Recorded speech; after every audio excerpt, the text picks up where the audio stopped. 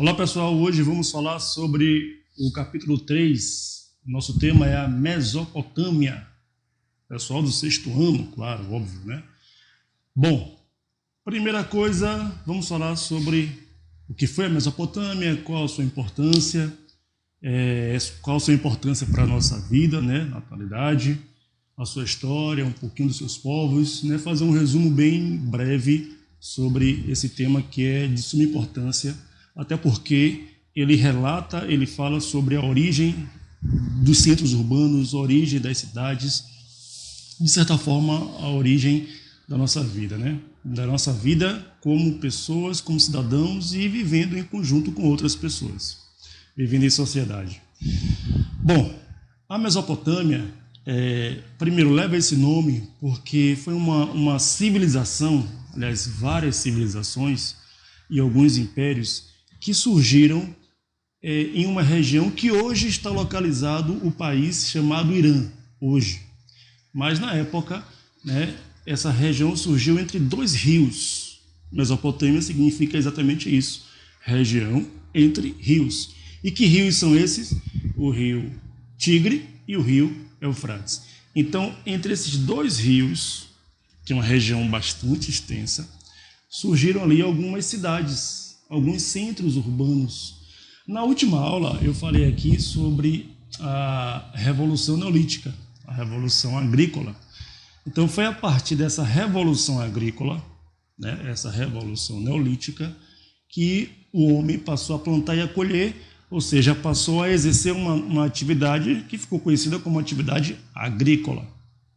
Então, a partir dessa inicialização na produção agrícola, o homem passou a viver de forma aglomerada com outras pessoas, passou a se sedentarizar. E aí, há mais ou menos 3.000 a 2.000 anos, 2.800 anos antes de Cristo, é que vai surgir as primeiras cidades, né, primeiros centros urbanos, que junta, né, uma cidade próxima a outra, próxima a outra, próxima a outra, vai surgir a primeira região que ficou conhecida como Mesopotâmia. E dentro do rio não, desculpe, né? Nessa região que está coberta e banhada por esses dois rios, surgiram várias cidades, né? Ur, como a própria Bíblia cita, né? Uruk, Lagash, Nishu, Nippur, várias cidades vão surgir nessa região, claro, óbvio, tendo a atividade agrícola como sua principal atividade econômica, né? Bom, inicialmente, essa Mesopotâmia, ela também vai ser conhecida e vai ser chamada como a região do Crescente Fértil. Por que Crescente Fértil? Porque, aliás, não só a Mesopotâmia, né? Desculpe, a Mesopotâmia, e se você olhar no mapinha aí, no capítulo 3 tem um mapinha, e no próprio capítulo 2 também tem um mapinha falando sobre, no finalzinho você vai encontrar um mapinha falando sobre o Crescente Fértil.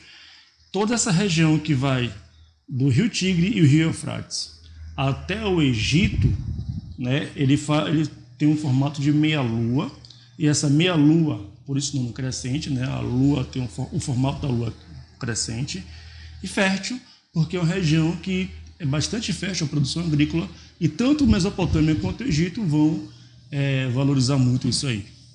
Bom,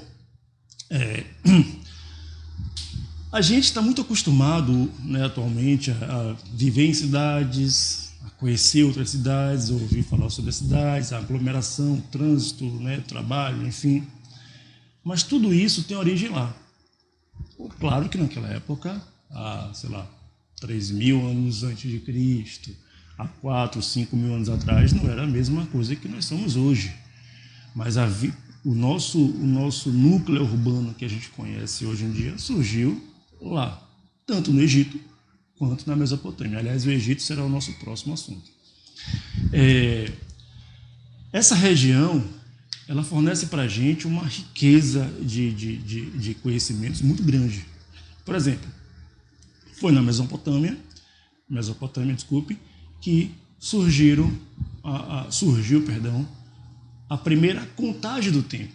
As horas, como a gente conhece, surgiu lá na Mesopotâmia através das observações astronômicas. A astrologia e a astronomia surgiu lá na Mesopotâmia. Isso há mais ou menos 5.000 anos atrás. Né? Então, através dessas observações do tempo, que esses astrólogos e esses astrônomos, né, os primórdios, eles perceberam o seguinte, que a Lua e o Sol ele tem uma sequência bem cronometrada, certinha.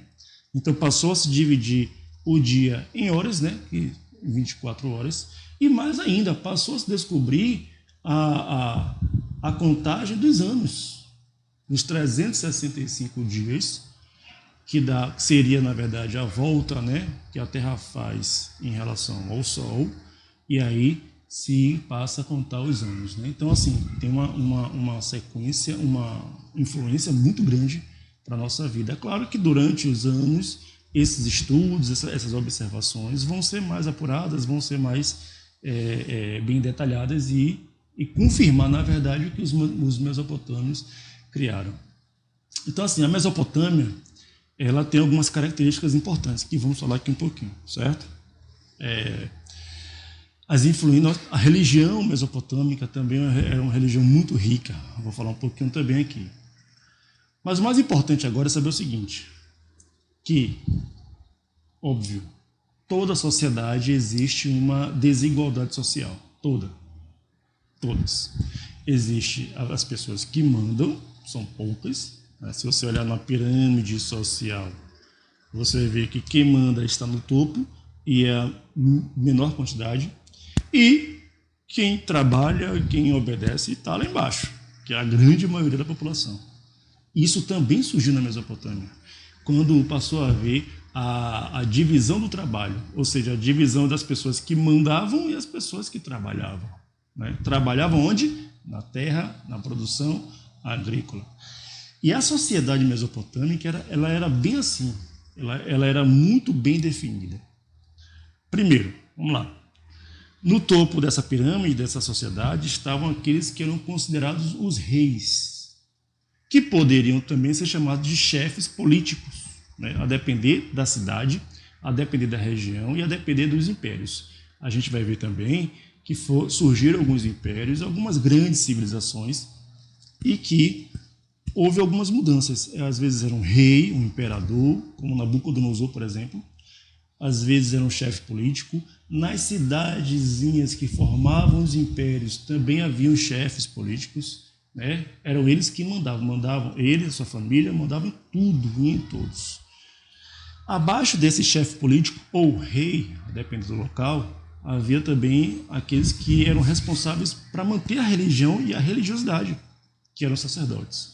Esses sacerdotes, eles tinham um papel fundamental na sociedade, porque eram eles que cuidavam da religiosidade, né, da mente da pessoa, e também controlava a população, né? Controlava no sentido de manter o povo quietinhos, manter o povo trabalhando e obedecendo às determinações do rei ou do chefe político. Abaixo desse sacerdote, em relação à importância, né, tinha ali a aristocracia. É claro que na Suméria a aristocracia tinha um poder maior do que os sacerdotes. Mas, em suma partida, os dois ali estavam basicamente tendo o mesmo poder. E essa aristocracia, quem era? Geralmente eram os funcionários públicos, os funcionários do rei e pessoas também que tinham muita terra. Né? Eram também pessoas que mandavam, que exigiam que os camponeses e os escravos trabalhassem. Abaixo dessa aristocracia, tinha ali os militares. Os militares não ganhavam muita coisa, mas eram importantes e tinham uma influência na sociedade. Por quê? Porque eram eles que cuidavam da proteção, davam sustentação à cidade, protegiam de alguma possível invasão de algum outro povo. Eram eles que cuidavam das fronteiras da cidade. Então, os soldados tinham uma influência muito grande na sociedade mesopotâmica. Aí você tinha abaixo os comerciantes e artesãos, que não eram ricos, mas também não eram pobres, não passavam dificuldades, né? Exerciam ali a sua atividade sem maiores problemas. E, por último, os camponeses, que trabalhavam no sistema de servidão, trabalhavam apenas para sobreviver, para se alimentar e alimentar sua família, e os escravos. Geralmente, os escravos eram prisioneiros de guerra. Esses prisioneiros de guerra, eles eram levados para essa região, ou se alguém invadiu, né? levados para essa região, eram vendidos como escravos e trabalhavam como escravos por muito tempo. Ou, no caso da Babilônia, por exemplo, invadiam as regiões exatamente para buscar pessoas para escravizar lá, como fez com os próprios hebreus, né? Então, geralmente, a sociedade era dividida assim, nas cidades, né? Era dividida assim, chefe político, sacerdote, aristocracia, militares, comerciantes e artesãos e, por último, camponeses, trabalhando sob o sistema de servidão, e também os escravos. Bom, a Mesopotâmia, ela tinha como principal atividade agrícola, claro, óbvio, como principal atividade econômica, claro, óbvio, a atividade agrícola. Mas era grande importância. Mas havia também outras atividades que eram importantes para eles, até mesmo para que as pessoas pudessem sobreviver, né? Por exemplo, nós temos aí a principal atividade agrícola. Se você ver no livro aí, qual era a principal atividade agrícola na Mesopotâmia? Pronto. A principal atividade econômica da Mesopotâmia? Pronto. A atividade agrícola. Essa vai ser a resposta. Repetindo, se tiver em algum livro, em algum local, a pergunta: qual era a principal atividade econômica na Mesopotâmia? Você vai escrever lá, vai colocar lá a atividade agrícola. Porém, haviam também outras atividades que também eram importantes, não tanto quanto a atividade agrícola, mas eram também importantes. A segunda maior e principal também a gente pode colocar aí como o comércio. Tanto o comércio marítimo quanto o comércio terrestre era fundamental, porque levava e trazia mercadorias para vários lugares, para várias regiões, né? Da Mesopotâmia principalmente. Abaixo do comércio, nós temos aí o artesanato. O artesanato também era muito importante, porque esses produtos eles eram extremamente valorizados. Produtos de porcelana, de cerâmica, joias, vestidos, né, vestimentas, tecidos, né, todo tipo de tecido era importante. Então, esses produtos eles eram comercializados entre essas cidades, tanto para outras regiões fora da Mesopotâmia, quanto nas regiões dentro da própria Mesopotâmia. E tinha também o pastoreio. O que é o pastoreio? É a criação de ovelhas. Ovelhas para quê? Para produzir lã. Lã para quê? Para produzir tecidos. Então, tudo está interligado. Perceba, pastoreio para produzir tecido, tecido esse para ser o quê? Comercializado. Então, comércio, artesanato, pastoreio, essas três atividades eram também importantíssimas para a Mesopotâmia, mas em comparação com a atividade agrícola, ficava abaixo ainda, certo? Bom, essa Mesopotâmia, que surgiu mais ou menos 3.000 anos antes de Cristo, ela vai ter inúmeras cidades, como eu falei algumas aqui. Porém, durante os anos, essas cidades elas vão se sobrepor, né, sobre as outras. Vão crescer e vão passar a dominar outras cidades dentro da própria Mesopotâmia. E é a partir daí que vão surgir algumas grandes civilizações e alguns grandes impérios. Por exemplo, a primeira grande civilização que surgiu nessa região Mesopotâmia ficou conhecida na história como os Sumérios, ou a Suméria. Esses Sumérios surgiram há mais ou menos 2.800 a 2.850 anos antes de Cristo. Olha só, 2.850 anos antes de Cristo. Vamos lá, dá quase 5.000 anos atrás, né? Por aí assim. Então, essa Suméria, ela vai ser importantíssima, porque ela vai conseguir, através da força ou através da influência, unir essas cidades. Antes, vamos lá, vamos entender isso aí, porque é um pouco complicado. Antes, essas cidades que haviam, Uruk, Lagash, Nippur, enfim, várias outras, cada uma era considerada uma cidade-estado, ou seja, era uma cidade independente. Ali tinha o seu rei, o seu sacerdote, a sua aristocracia, o seu exército, né? Enfim. Cada uma era independente, não devia satisfação, não devia impostos, não devia tributos a ninguém. Então, a Suméria ela vai surgir e vai conseguir aglomerar essas cidades em um poder só. E fazer com que essas cidades pagassem, sim, impostos, tributos, devessem satisfações militares a uma civilização que seria a Suméria. Então, a Suméria ela vai surgir sendo a primeira grande civilização. E vai determinar que em cada em cada cidade, que era cidade-estado, vai surgir um líder que ele vai ficar conhecido como Patese. Esse Patese seria uma espécie de rei para a região. Administrava não só a questão política, mas também a questão religiosa. Né? Ele vai ser uma espécie de rei e sacerdote ao mesmo tempo. Mas isso só vai acontecer no período em que a Suméria vai governar a Mesopotâmia, certo? Então, se tiver aí na prova, sei lá, no livro ou na internet, se tiver alguma pergunta aí sobre a Mesopotâmia, você vai colocar ali que a Mesopotâmia foi importante porque conseguiu unir as cidades-estados e criar a figura também do Patese para governar essas cidadezinhas, ok? Depois dos Sumérios, vai surgir o primeiro grande império, que é chamado de Babilônia. E essa Babilônia, ela vai ser mais ampla, vai governar por muito mais tempo e vai ter um poder muito grande sobre essas cidades, né? Tanto que essa Babilônia, para ter esse poder sobre as cidades, ela vai criar algumas leis. E essas leis, elas foram escritas, né, em uma pedra de quase 3 metros de altura. E essa pedra foi descoberta há mais ou menos 150 anos atrás. Ela foi descoberta lá no Egito. Essa pedra ficou conhecida como o Código de Hammurabi, porque foi criado pelo rei Hammurabi. E nessa pedra, ela tem como base uma outra lei que foi criada mais ou menos 500 anos antes dela, né? Que é a lei de Italião, que dizia o seguinte, que era olho por olho, dente por dente. Então essa lei, esse Código de Hammurabi, ele foi criado para dar uma espécie de ordem pública em toda a região que o Império Babilônico dominasse. Porém, era muito rigorosa, né? Era muito rigorosa.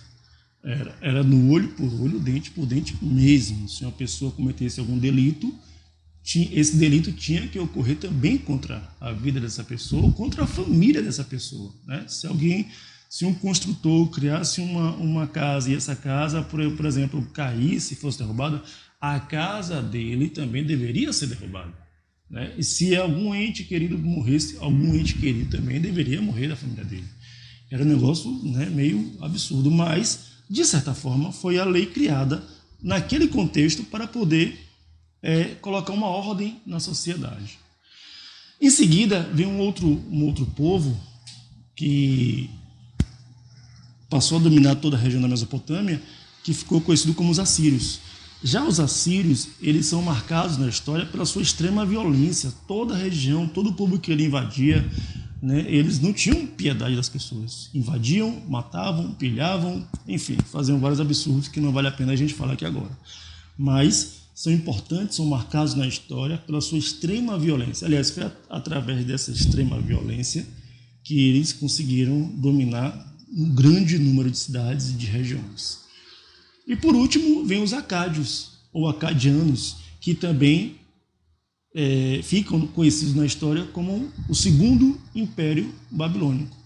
Esse segundo Império Babilônico é mais famoso porque o rei Nabucodonosor, que todos nós conhecemos, ele vai construir um jardim, né?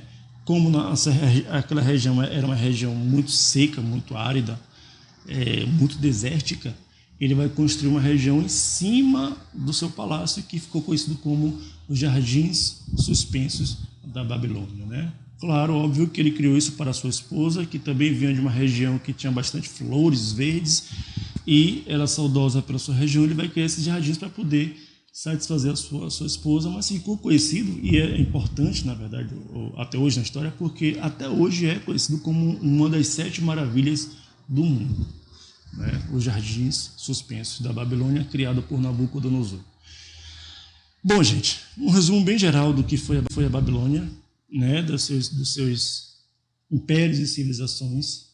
É importante também a gente falar sobre a religião e a religiosidade da época. Como a gente vê no livro aí, a religião mesopotâmica era uma religião politeísta. O que é uma religião politeísta? É uma religião que crê na existência de vários deuses. É bem diferente da nossa religião, da nossa religiosidade, né? Vamos comparar. A nossa religião ela é monoteísta, ou seja, só crê na existência de um único Deus, que é o nosso Deus, né? Que a Bíblia nos mostra claramente esses ensinamentos.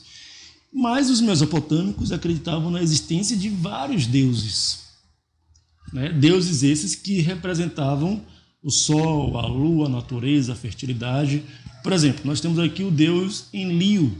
O deus Enlil, ele era a representação dos ventos, do vento. Enfim, nós temos o deus Shamash. O deus Shamash, ele representava o sol para os mesopotâmicos. A própria deusa Ishtar, aliás, eu até esqueci de falar sobre isso, Ishtar, né? A deusa Ishtar, ela representava a chuva e a fertilidade. Mas, recentemente, eu digo recentemente, há mais ou menos 100 anos atrás, descobriu-se o portão de Ishtar, que seria uma cidade em homenagem à deusa, que está no museu lá no Egito, onde é muito marcado, né, pela sua cor azul, muito forte, muito belo, muito bonito. Então lá tem o portão de Ishtar, que está guardado no museu, onde representa o portão da entrada da cidade de Ishtar, que leva o nome da deusa, que é a deusa da fertilidade, Ishtar. O principal deus dos mesopotâmicos era o deus Marduk. O deus Marduk era o deus protetor, o deus da guerra, o deus que liderava, né, na mente do povo, claro, liderava o exército para a guerra, né? Temos também o deus Naná, que é a representação também da lua.